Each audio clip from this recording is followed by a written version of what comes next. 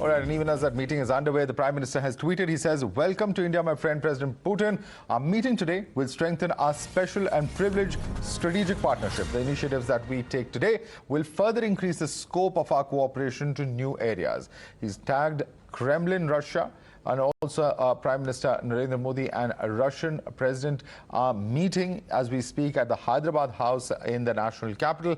And this is, of course, the first face-to-face meeting between the two leaders after their meeting on the sidelines of the BRICS summit in November 2019. 2 years since, in fact, that meeting took place. Two agreements, including the Kalashnikov deal, have already been signed. Now, this, of course, follows the meeting between defense ministers of both countries, Rajnath Singh of India, as well as his Russian counterpart, General Sergei Shoigu, that took place earlier today. India and Russia also inked a contract for procurement of assault rifles AK-203 through the India-Russia Rifles Private Limited under the Military Technical Cooperation Arrangement. Let's go across to Srinjoy, who's joining us. Srinjoy, I believe that meeting is still underway. As we've been discussing, trade is going to be one of the key areas where the two leaders would want to see some movement, and an area that where currently, of course, the potential, it is believed by experts on both sides, has not been matched up to its full potential. Absolutely not. Trade has not got anywhere near where it could have. So there is an effort by both sides to ensure that that happens. Besides that, there will be stuff on space. There will be stuff on civil nuclear cooperation. Space especially will be important. Space, culture, civil nuclear cooperation, and of course energy. Energy will be very, very important along with trade. All these 5 areas you will see agreements. Defense, you have already seen the AK-203 and the military technical cooperation. But now the other areas will be looked at. Both sides want to tell the world that, look, our relationship is not just about defense. Our relationship is about civil nuclear cooperation, trade, space, energy, and various other areas, including science and technology and culture. All right. So you can expect a lot of agreements in these areas as well. All right, Srinjoy, I'd like to thank you for joining us with all those details. In fact, we will also listen into what was said by Prime Minister Modi in those opening remarks earlier today. Covid की चुनौतियों के बावजूद भारत और रूस के संबंधों की रफ्तार में कोई बदलाव नहीं आया है। हमारी special and privilege strategic partnership निरंतर मजबूत होती गई है। कोविड के खिलाफ लड़ाई में भी दोनों देशों के बीच बेहतरीन सहयोग रहा, चाहे वैक्सीन ट्रायल्स और उत्पादन में हो, मानवीय सहायता के लिए हो, या एक दूसरे के नागरिकों की देश वापसी के लिए हो। एक्सेलेंसी, वर्ष 2021 हमारे द्विपक्षीय संबंधों के लिए कई मायनों में महत्वपूर्ण है। इस वर्ष 1971 की treaty of peace, friendship and cooperation के 5 दशक और हमारी स्ट्रेटेजिक पार्टनरशिप के 2 दशक पूरे हो रहे हैं। इस विशेष वर्ष में आपके साथ फिर मिल पाना मेरे लिए हर्ष की बात है, क्योंकि हमारी स्ट्रेटेजिक पार्टनरशिप में पिछले 20 वर्षों में जो उल्लेखनीय प्रगति हुई है, उसके मुख्य सूत्रधार आप ही रहे हैं। पिछले कई दशकों में वैश्विक स्तर पर कई फंडामेंटल बदलाव आए, कई तरह के जियोपॉलिटिकल समीकरण उभरे, किंतु इन सभी वेरिएबल्स के बीच भारत रूस मित्रता एक कांस्टेंट रही है। दोनों देशों ने न सिर्फ एक दूसरे के साथ निसंकोच सहयोग किया है, एक दूसरे की सेंसिटिविटीज का भी विशेष ख्याल रखा है। यह सचमुच इंटरस्टेट दोस्ती का एक यूनिक और विश्वसनीय मॉडल है। एक्सेलेंसी, 2021 हमारे स्ट्रेटेजिक पार्टनरशिप के लिए भी विशेष है। आज हमारे विदेश एवं रक्षा मंत्रियों के बीच 2+2 डायलॉग की पहली बैठक हुई। इससे हमारे व्यवहारिक सहयोग को बढ़ाने का एक नया मैकेनिज्म शुरू हुआ है। अफगानिस्तान और दूसरे क्षेत्रीय विषयों पर भी हम निरंतर संपर्क में रहे हैं। ईस्टर्न इकोनॉमिक फोरम और द व्लादिवोस्तोक समिट से शुरू हुई रीजनल पार्टनरशिप आज रशियन फार ईस्ट और भारत के राज्यों के बीच वास्तविक सहयोग में बदल रही है। आर्थिक क्षेत्र में भी अपने रिश्तों को और घनिष्ठ बनाने के लिए हम एक लॉन्ग टर्म विजन अपना रहे हैं। हमने 2025 तक $30 बिलियन के ट्रेड और $50 बिलियन के निवेश का लक्ष्य रखा है। इन लक्ष्यों तक पहुंचने के लिए हमें अपने बिजनेस कम्युनिटीज को गाइड करना चाहिए। विभिन्न सेक्टरों में आज हुए हमारे समझौतों से इसमें मदद मिलेगी। मेक इन इंडिया कार्यक्रम के तहत को डेवलपमेंट और को प्रोडक्शन से हमारा रक्षा सहयोग और मजबूत हो रहा है। स्पेस और सिविल न्यूक्लियर क्षेत्रों में भी हमारा सहयोग आगे बढ़ रहा है। नेम में ऑब्जर्वर और IORA में डायलॉग पार्टनर बनने के लिए रूस को बहुत बहुत बधाई देता हूँ।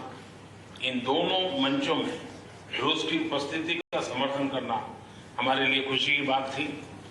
अनेक क्षेत्रीय और वैश्विक मुद्दों पर भारत और रूस का एक जैसा मत है। आज की बैठक में हमें इन पर चर्चा करने का अवसर मिलेगा। ऐसे में से एक बार फिर भारत में आपका स्वागत करता हूं, आपके डेलीगेशन का स्वागत करता हूं। इतनी व्यस्तता के बीच भी आपने भारत आने के लिए समय निकाला, ये हमारे लिए बहुत महत्वपूर्ण है। मुझे विश्वास है कि आज की चर्चा हमारे संबंधों के लिए बहुत उल्लेखनीय होगी। फिर एक बार आपका बहुत बहुत धन्यवाद। All right, let's take that across to our guest now. Joining us with us is Maruf Raza, consulting editor at Times Network. But I want to first go across to Harsh V. Pant, who's a strategic studies program head of ORF. Harsh, you heard the Prime Minister clearly setting the agenda for the areas in which the two countries hope to work together. Two leaders, particularly India, from the Indian side, Indian perspective, want to work together. And trade really is one of those key areas which is not an area which has perhaps lived up to its potential, is a concern that very clearly the government has been expressing as well. Yes, I think it's something interesting is happening in the Indo-Russian space. And the interesting thing here is that I think there is a deliberate acknowledgement that Indo-Russian relationship has become unidimensional. It is primarily a question of every time a Russian president visits, an Indian prime minister visits Russia, you sign a defense deal, and that's about it. I think for the last few years, at least, we are witnessing an acknowledgement that this cannot continue, this is not sustainable, and that the relationship has to become broader. It has to have more stakeholders, and it has to become a relationship more in tune with the contemporary realities. So, as I think the Prime Minister was stating, that unless we move forward in the areas of trade, energy, and other areas of cooperation and build this relationship more sustainable, the challenges of geopolitics perhaps might overwhelm the relationship. As we know, some differences have emerged. So I think the acknowledgement is interesting, and the attempt by the two top leaders to manage that transition is interesting. Well, absolutely. And let me bring that question across to Maruf. Maruf, realistically speaking, how are you looking at this visit in terms of actual takeaways that one can expect in these different areas? Of course, we already know the two defense agreements that have been signed earlier today following the defense ministers' meeting. But in terms of the actual takeaways of this visit in other areas, what can we look forward to? See, the most important takeaway for me is the significance of the visit. Please understand that Mr. Putin has chosen to meet the Indian Prime Minister as only the second head of government, head of state that he is engaging with physically. I mean, he met President Biden on the outskirts of Geneva at the visit that Mr. Biden was on his trip to Europe, and now he is meeting Prime Minister Modi. The reason is that he has chosen to give a skip to significant other international meetings like COP26, G7, G20, and other meetings. The second thing is that Mr. Putin was the only head of state who attended Mr. Modi's speech to the UN Security Council, which is about global maritime security. China, on the other hand, sent a relatively low-ranking official to attend that meeting. The third important aspect is the strategic dimension. You know, Russia always wants to be seen as an equal of America. Let's be honest, it is still one of the world's military superpowers, and therefore it is very keen to be on the same engagement level with India vis-a-vis the Americans. We have a 2+2 dialogue with the Americans. We've now started one with Russia at long last. We've had one with Australia and Japan in the past. But Russia was very keen this gets done, and simultaneously, other than defense deals, a kind of sharing of military ports and facilities is something that Russia has been also keen to work out with India, just like we have the foundation agreements with the Americans. Yes, of course, the Kalashnikov deal is being talked about a lot, but what I would really want to see in the long run is an Indo-Russian nuclear submarine arrangement where India actually makes the same kind of stuff that Russia can put out with its own naval fleet, and it is a pretty strong naval fleet with nuclear sub, just like America, Australia, and UK have gone ahead. And though we are a Quad partner, we've been kept out of the loop. Was that a message that Quad is not a military arrangement, but is a trade, technological, and antivirus arrangement? If that be it, why are the security experts in a tizzy about Quad? Because we have to find other partners to give us the kind of technology we want. I believe the Americans have always shied away from giving us top-end military technology because they are sort of the crown jewels of these countries. Russia, on the other hand, has been more forthcoming. I know the S-400 is going in for S-450 and S-500 variants, but still it is the best that money can buy for India at this point in time, and a game changer vis-a-vis China. China also has similar equipment.